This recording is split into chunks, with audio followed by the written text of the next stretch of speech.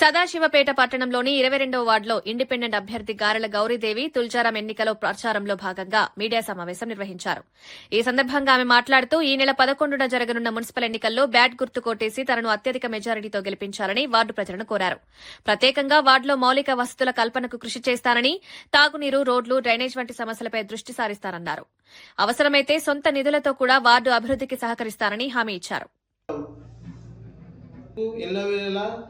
మీ సేవ చేసుకుంటూ ఉంటామని నేను మనస్ఫూర్తిగా కృతజ్ఞతలు తెలుపుతున్నాను.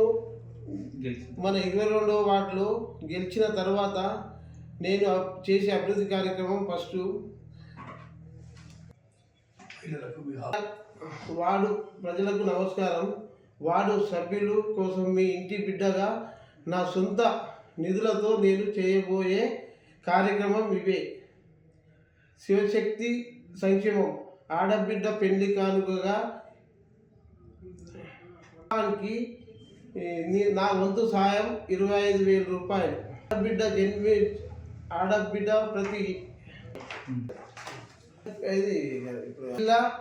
భవిష్యత్ భరోసా వార్డులో జన్మించే ప్రతి ఆడబిడ్డకు 10,000 రూపాయలు ఫిక్స్డ్ డిపాజిట్. చెక్కి పుట్టిన ప్రతి బిడ్డకు మరియు తల్లి అవసరమైన అందజేయబడు. అభివృద్ధి సౌకర్యం కమ్యూనిటీ హాల్ మరి ప్రజల కోసము మరియు సామాజిక కార్యక్రమం కోసము ఆధునిక కమ్యూనిటీ హాల్ నిర్మాణం. అంబులెన్స్ సర్వీసు అత్యవసరం సమయంలో 22వ వార్డు ప్రజలకు 24/7 ఉచితం అంబులెన్స్ సౌకర్యం. స్త్రీ రక్షణ నీరు కేవలము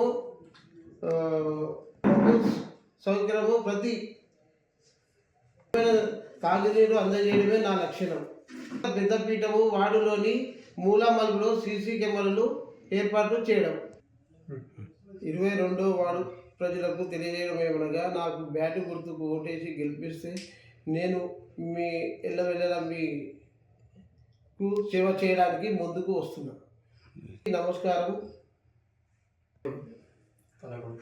11వ తారీఖు రోజు మీ అమూల్యమైన ఓటు బ్యాటు గుర్తుకు ఓటేసి నన్ను గెలిపించగలరని మీ యొక్క మా అందరితో పాడతాను.